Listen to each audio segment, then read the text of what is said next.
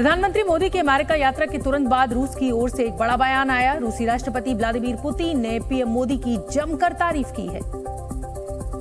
Putin ने make in India mission को लेकर प्रधानमंत्री नरेंद्र मोदी की तारीफों के पुल बांधे। मॉस्को में एक कार्यक्रम के दौरान पुतिन ने कहा कि मोदी सरकार की मेक इन इंडिया मिशन से भारत को बहुत फायदा हुआ है। इससे हिंदुस्तान की अर्थव्यवस्था पर बेहतरीन असर देखने को मिल रहे हैं। रूस को भी मेक इन इंडिया मिशन से सीख लेकर काम करना चाहिए। Премьер-министр, большой друг России, господин Моди, он целую концепцию вывел несколько лет назад. Сделано в Индии. Ну и, знаете, эффект есть. Реальный эффект для индийской экономики ощутимый. Вот не грех повторять то, что... जो रूस भारत के दुश्मन पाकिस्तान को कच्चा तेल बेचकर उससे नजदीकियां बढ़ा रहा है, वही रूस अचानक प्रधानमंत्री मोदी की प्रशंसा करता नजर आ रहा है। तो सवाल ये है कि पुतिन ने पीएम मोदी की तारीफ और भारत से दोस्ती की बात इस मौके पर क्यों की? दरअसल इसका कारण मेक इन इंडिया का विजन तो है ही, जिससे रूस को भी फायदा हो सकता है। इसके अलावा भी कई ऐसे कारण हैं जो पुतिन को भारत की तारीफ करने पर मजबूर कर रहे हैं। इनमें सबसे अहम है अमेरिका से भारत की बढ़ती करीबी। जिस तरह पीएम मोदी की राजकीय यात्रा पर अमेरिका ने उनका स्वागत किया, कई अहम समझौते हुए और स्ट्रेटेजिक पार्टनर बनाया, उससे पुतिन परेशान हो गए। पुतिन को डर है कि कहीं भारत उनसे दूर ना हो जाए। इसके अलावा पुतिन की मोदी की तारीफ करने के पीछे की कुछ और वजह भी है, जैसे पाकिस्तान को लेकर रूस की नीति से भारत में अविश्वास का भाव पैदा न हो, रूसी हथियारों की खरीद पर असर न पड़े क्योंकि जंग के कारण रूस इनकी आपूर्ति नहीं कर पा रहा। रूस और अमेरिका के बीच डैमेज कंट्रोल का काम करने के लिए पीएम मोदी की जरूरत है और हिंद प्रशांत क्षेत्र में रूस चीन की स्थिति को लेकर भारत नाराज न हो जाए। भारत और रूस की दोस्ती सदियों पुरानी है। रूस ने भारत का अहम मौकों पर साथ दिया है, लेकिन हाल के दिनों में चीन और पाकिस्तान की वजह से इस दोस्ती में थोड़ी कड़वाहट आती दिखाई दी। लिहाजा पीएम मोदी की तारीफ कर पुतिन ने साफ कर दिया कि वो इस दोस्ती पर आंच नहीं आने देना चाहते। पुतिन ने प्रधानमंत्री मोदी की तारीफ क्या की कि पाकिस्तान में जैसे भूचाल आ गया, पाकिस्तान की सरकार हैरान रह गई, तो वहीं जनता भारत की तरक्की और उसकी फॉरेन पॉलिसी की तारीफ करती नजर आई। पाकिस्तान के लोगों का मानना है कि भारत एक तेजी से बढ़ती अर्थव्यवस्था है। यही वजह है कि दुनिया का लगभग हर मुल्क उससे दोस्ती करना चाहता है। पाकिस्तानियों की माने तो पीएम मोदी के नेतृत्व में भारत दुनिया के कई देशों से बहुत आगे निकल चुका है। यही नहीं, पाकिस्तान के लोगों का मानना है कि ये भारत की तरक्की का ही सबूत है कि दुनिया की कई बड़ी कंपनियों के सीईओ हिंदुस्तानी है। उधर अमेरिका ने एक बार फिर भारत के साथ अपने रणनीतिक संबंधों को और ज्यादा मजबूत करने की बात कही है। अमेरिका का मानना है कि भारत एशिया की एक बड़ी ताकत है। साथ ही अमेरिका ने कहा कि हिंद प्रशांत क्षेत्र में भारत की अहम भूमिका है, लिहाजा अमेरिका उसके साथ मिलकर काम करना चाहेगा और द्विपक्षीय संबंधों को और मजबूत करने की कोशिश करेगा। We very much appreciate the relationship that we have with India and we continue to want to build on that. India is obviously a critical player in the region when it comes to ensuring stability and security in the region, and so we'll continue to work very closely with India. यही नहीं, अब America ने दक्षिण चीन सागर में चीन पर लगाम लगाने के लिए भारत के साथ मजबूत साझेदारी करने की इच्छा जताई है। अमेरिकी अधिकारी डेनियल क्रिटेनब्रिंक ने कहा है कि अमेरिका भारत के साथ दक्षिण चीन सागर में अपना सहयोग बढ़ाएगा क्योंकि यहाँ चीन दादागिरी पर उतारू है। लेकिन भारत और अमेरिका की दोस्ती से भी पाकिस्तान को परेशानी हो रही है। पाकिस्तान की सरकार को लगता है कि इस दोस्ती की वजह से उसे नुकसान होगा और वो रक्षा क्षेत्र में पिछड़ जाएगा। लिहाजा शहबाज शरीफ सरकार ने डिफेंस सेक्टर में भारत और अमेरिका के हालिया समझौतों पर सख्त ऐतराज जताया है। पाकिस्तान के मुताबिक भारत को फाइटर जेट इंजन, ड्रोन्स और टेक्नोलॉजी देने से पहले अमेरिका को उनसे बातचीत करनी चाहिए थी। इतना ही नहीं, पाकिस्तान की शहबाज शरीफ सरकार ने इशारों में अमेरिका को एक तरह से धमकी भी दे डाली। उसने कहा कि अगर अमेरिका ने यही रवैया जारी रखा तो फिर पाकिस्तान को जवाबी कार्रवाई के लिए मजबूर होना पड़ेगा।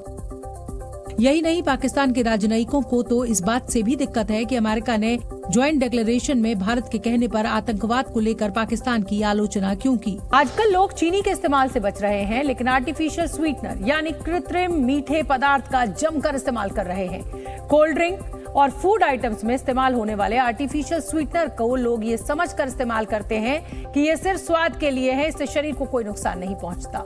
हम आपको बता दें, वर्ल्ड हेल्थ ऑर्गेनाइजेशन की एक संस्था international Agency for Research on cancer की रिपोर्ट में चौंकाने वाली बात सामने आई है। रिपोर्ट के मुताबिक आर्टिफिशियल स्वीटनर एस्पार्टेम कैंसर का कारण बन सकता है। इसका इस्तेमाल कई कोल्ड ड्रिंक्स, एनर्जी ड्रिंक और डाइट सोडा में किया जाता है। च्युइंगम और कई नॉन शुगर मीठे उत्पादों में भी आर्टिफिशियल स्वीटनर्स का इस्तेमाल होता है। डायबिटीज के मरीज भी आर्टिफिशियल स्वीटनर का इस्तेमाल करते हैं। एस्पार्टेम सबसे ज्यादा इस्तेमाल होने वाले आर्टिफिशियल स्वीटनर्स में से एक है। International Agency for Research on Cancer जुलाई में एस्पार्टेम के खिलाफ कदम उठा सकता है। एस्पार्टेम को कार्सिनोजेनिक घोषित किया जा सकता है, यानी एस्पार्टेम को कैंसर का कारण बनने वाले संभावित तत्वों की सूची में डाला जा सकता है। हालांकि आर्टिफिशियल स्वीटनर का प्रयोग करने वाली कंपनियां IARC के दावे को खारिज कर रही हैं। प्रधानमंत्री मोदी 7 जुलाई को उत्तर प्रदेश के गोरखपुर जाएंगे। प्रधानमंत्री मोदी 7 जुलाई को गोरखपुर जा सकते हैं। पीएम यहां गीता प्रेस के शताब्दी वर्ष समारोह में शामिल होंगे। साथ ही शिव महापुराण पुस्तक का विमोचन भी करेंगे। गीता प्रेस को इस साल गांधी शांति पुरस्कार से नवाजा गया है। मध्य प्रदेश में विधानसभा चुनाव पास आते ही नेताओं के दौरे शुरू हो गए हैं। इस कड़ी में बीजेपी के राष्ट्रीय अध्यक्ष जेपी नड्डा ने आज खरगोन में 1 किलोमीटर लंबा रोड शो निकाला। इस दौरान मुख्यमंत्री शिवराज सिंह चौहान भी साथ मौजूद रहे।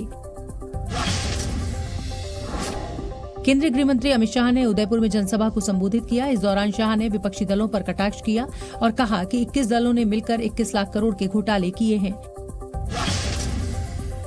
कांग्रेस महासचिव प्रियंका गांधी 2024 के चुनावी मैदान में उतर सकती हैं। सूत्रों की माने तो सोनिया गांधी की जगह इस बार प्रियंका गांधी रायबरेली सीट से चुनाव लड़ सकती हैं। 2019 से ही प्रियंका को चुनाव लड़ाने की मांग की जा रही है। यूसीसी यानी यूनिफॉर्म सिविल कोड को लेकर जारी सियासत के बीच ये अटकलें हैं कि यूसीसी बिल संसद के मॉनसून सत्र में सरकार ला सकती है। क्योंकि यूसीसी पर मंथन के लिए 3 जुलाई को संसदीय कमेटी की बैठक होने वाली है, जिसमें लॉ कमीशन को भी इस बैठक में बुलाया गया है। इस बैठक में 31 सांसद और कमेटी के सभी मेंबर्स शामिल होंगे, जिनसे यूसीसी पर उनकी राय मांगी जाएगी और उन पर विचार किया जाएगा। बीजेपी के राज्यसभा सांसद सुशील मोदी की अध्यक्षता में ये बैठक होगी। हत्या के मामले में हिंदू, मुसलमान, ईसाई के लिए अलग अलग कानून नहीं है, तो वैसे ही अगर एक पुरुष की एक पत्नी होनी चाहिए, बहुपत्नी नहीं होनी चाहिए, इसमें कल्चरल डाइवर्सिटी का क्या संबंध है? समान नागरिक संहिता के मामले में केरल के राज्यपाल आरिफ मोहम्मद खान ने भी कहा कि ये किसी एक धर्म के लिए नहीं बल्कि सभी के लिए है। If a woman under similar circumstances goes to the court, then the justice which will be given will be same whether she is Hindu, she is Jain, she is Buddhist or she is Sikh. BJP नेताओं ने भी इस मुद्दे पर सियासत करने वाले लोगों को घेरा और सुप्रीम कोर्ट के उन आदेशों का हवाला दिया जिसमें कॉमन सिविल कोड लागू किए जाने के निर्देश थे। उत्तराखंड में समान नागरिक संहिता पर गठित कमेटी ने यूसीसी कानून के लिए अपना ड्राफ्ट तैयार कर लिया है। कमेटी के मुताबिक 2 लाख से ज्यादा लिखित सुझाव और 20,000 से ज्यादा लोगों से इस पर बात हुई है, जिसके बाद इस ड्राफ्ट को तैयार किया गया और कमेटी जल्दी अपनी रिपोर्ट सरकार को सौंपेगी। हमारे जब आप ड्राफ्ट पढ़ेंगे आपको लगेगा कि इस कमेटी ने सब कुछ कंसीडर किया है। कमेटी के मुताबिक रिपोर्ट तैयार करने से पहले राज्य के सभी वर्गों, धर्मों, राजनीतिक दलों से भी बातचीत की गई। ड्राफ्टिंग का काम था वो अब पूर्ण हो चुका है। इसके पश्चात उसको प्रिंट किया जाएगा और फिर राज्य सरकार को इसे सौंप दिया जाएगा। वहीं मुख्यमंत्री धामी ने उम्मीद जताई कि उत्तराखंड में जल्दी यूसीसी लागू होगा। हमारे लिए सौभाग्य की बात है कि जो बाबा साहब भीमराव अंबेडकर जी ने संविधान में जिन बातों का प्रावधान किया, धारा 44 में जिसका उल्लेख किया है, वो लागू करने के लिए उत्तराखंड राज्य को अवसर मिल रहा है। बताया जा रहा है कि समान नागरिक संहिता का ड्राफ्ट बनाने वाली कमेटी ने 1 साल से अधिक समय में लोगों के बीच जाकर काम की बात की और इसी पर एक हल निकालने की कोशिश की। यूसीसी के मसले पर सियासत भी तेज हो गई है। कांग्रेस ने अब इस मुद्दे पर बीजेपी को घेरते हुए इसे उनकी राजनीतिक साजिश करार दिया है और दावा किया कि आने वाले चुनावों को देखते हुए ये बीजेपी का सियासी हथकंडा है। कांग्रेस प्रवक्ता मीम अफजल ने सवाल पूछा कि लॉ कमीशन की रिपोर्ट से पहले ही बीजेपी इसे लेकर संसद में तैयारियां क्यों शुरू कर रही है।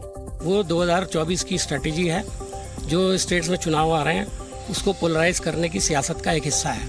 और ये साबित हो गया कि लॉ कमीशन ने अभी अपनी रिपोर्ट दी नहीं है, अभी वो राय इकट्ठी कर रहा है और पार्लियामेंट के अंदर तैयारियां सरकार ने शुरू कर दी।